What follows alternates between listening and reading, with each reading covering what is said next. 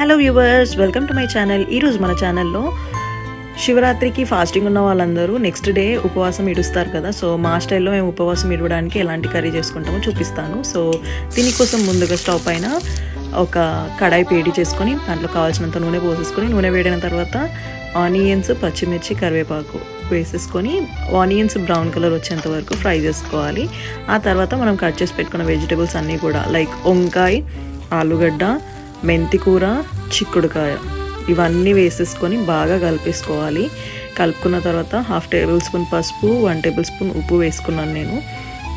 మీరు మీకు కర్రీకి కావాల్సినంత వేసేసుకొని మంచిగా కలిపేసుకొని మూత పెట్టి వెజిటేబుల్స్ ఉడికేంత వరకు ఉడికించుకోవాలి.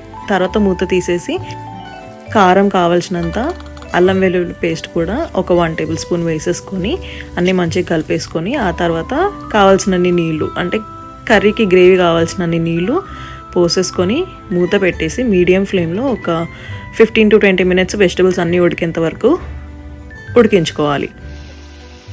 తర్వాత మూత తీసేసి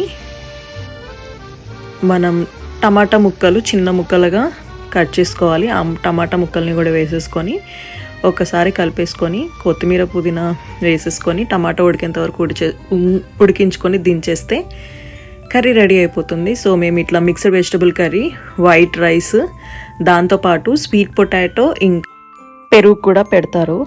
ఇదండి మా స్టైల్లో మేము శివరాత్రి ఎలా ఒక పొద్దు ఇడుస్తామన్నది.